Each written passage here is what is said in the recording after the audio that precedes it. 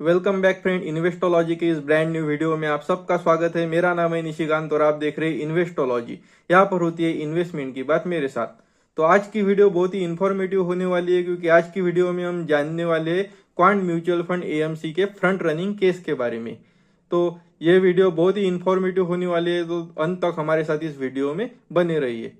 तो अभी last Friday को सेबी की तरफ से एक न्यूज आई है कि सेबी ने जो quant AMC mutual fund AMC का जो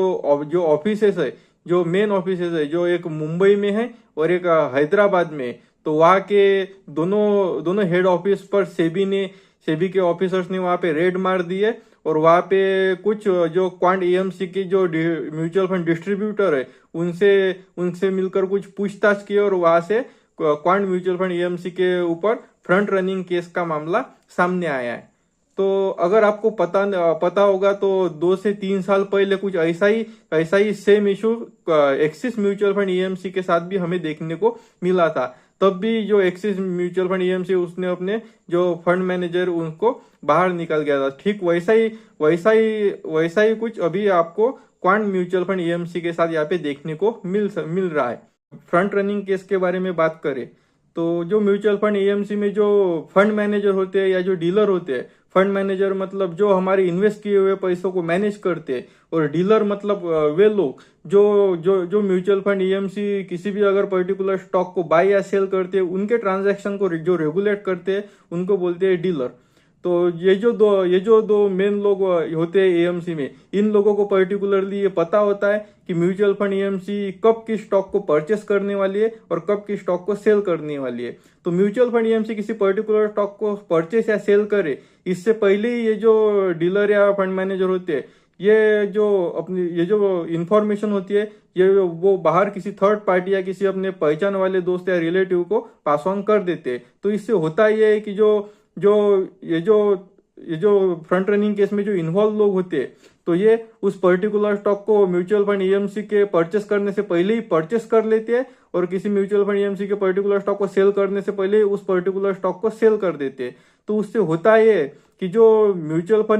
फंड इन्वेस्टर को जो होने वाला उस पर्टिकुलर प्राइस का जो स्टॉक से जो होने वाला प्रॉफिट है, उसकी जो क्वांटिटी है वो थोड़ी कम हो जाती है। तो एज अ रिटेल इन्वेस्टर आपको सिर्फ इतना ध्यान में रखना चाहिए कि अगर किसी पर्टिकुलर एएमसी के ऊपर फ्रंट रनिंग का केस चल रहा है और अगर उस म्यूचुअल फंड एएमसी की जो स्कीम है वो पर्टिकुलरली अच्छा परफॉर्म कर रहे हैं, तो एज अ इन्वेस्टर आपको ऐसा बिल्कुल नहीं करना चाहिए कि आपको उस म्यूचुअल फंड एएमसी में अगर आप किसी फंड में इन्वेस्टेड है तो आपको सारी स्कीम से एग्जिट होकर निकल जाना चाहिए। ऐसा आपको बिल्कुल नहीं करना चाहिए, क्योंकि आपको सिर्फ ये पता होना चाहिए कि ये जो फ्रंट रनिंग केस है ये तो किसी भी पर्टिकुलर एएमसी के ऊपर आते जाते ही रहेंगे। क्योंकि अभी आप ये भी ध्यान में रखिए कि अगर सेबी अगर जो इंडिया का security exchange board of India है, अगर इन्वेस्टिगेट यहाँ पर नहीं चलता, तो एज अ रिटेल इन्वेस्टर हमें तो बिल्कुल पता नहीं चलता कि जो क्वांट एएमसी है उसके ऊपर फ्रंट रनिंग केस का मामला सामने आता है। लेकिन अभी हमें पता चला है तो खामखा जो रिटेल इन्वेस्टर है वो बहुत उनके मन में बहुत मतलब उस स्कीम के रिगार्डिंग या क्वांट एएमसी के रिगार्डिंग बहुत पैंडेमिक हो चुका है। तो एज अ रिटेल इन्वेस्टर आपको इतना ध्यान में रखना चाहिए कि अगर किसी पर्टिकुलर एएमसी के अगर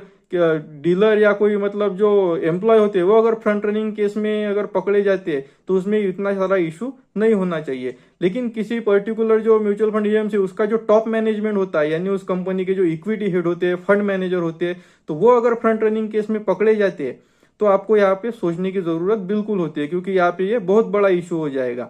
लेकिन अगर आप यहाँ पे देखें तो जो क्वांट एएमसी है, यहाँ पे सिर्फ जो सेबी ने जो इनके डीलर है उनके साथ पूछताछ की है और सेबी को ऐसा पता चला है कि जो इनके क्वांट एएमसी के जो डीलर है उन्होंने फ्रंट रनिंग केस के दौरान 20 करोड़ रुपए का प्रॉफिट गेन किया है। तो सेबी को सिर्फ अभी फिलहाल ये डाउट है, तो इसमें जो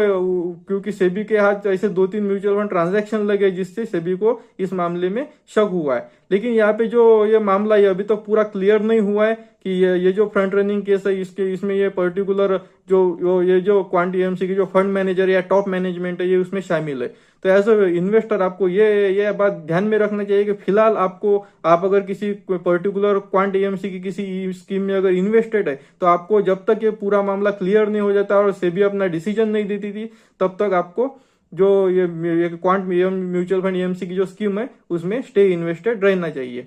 तो दोस्तों, अगर आप भी किसी क्वांट म्यूचुअल फंड एएमसी की स्कीम में अगर इन्वेस्ट कर रहे हैं, तो खामखा अपनी इन्वेस्टमेंट को स्टॉप मत कीजिए, क्योंकि जो आप देख सकते हैं कि जो क्वांट म्यूचुअल फंड एएमसी की स्कीम है वो पिछले 1 या 2 साल से शानदार परफॉर्मेंस दे रही है। तो खामखा इस फ्रंट रनिंग केस की वजह से अपनी इन्वेस्टमेंट को फिलहाल के तौर में स्टॉप मत कीजिए, क्योंकि जब तक सेबी इस पूरे मामले को हल ना कर दे, तो आप अपने इन्वेस्टमेंट को कंटिन्यू जारी रखिए। तो मुझे उम्मीद है कि ये जो क्वांट एएमसी के ऊपर जो ये फंड रनिंग केस का मामला सामने है, इसके रिगार्डिंग आपके मन में जितने भी डाउट थे वो इस वीडियो से मैंने क्लियर कर दिए होंगे। तो फिर भी अगर आपको इस वीडियो से रिलेटेड कोई डाउट है, तो आप या इस फ्रंट रनिंग केस के सिलसिले में अगर आपके मन में कोई डाउट है, तो आप कमेंट करके मुझे पूछ सकते हैं। मैं उसके ऊपर जल्दी वीडियो बनाने की कोशिश करूंगा। तो दोस्तों, इस वीडियो में फिलहाल इतना ही। मुझे दीजिए इजाजत, तब तक मिलते हैं नेक्स्ट वीडियो में। तब तक के लिए जय हिंद, जय भारत।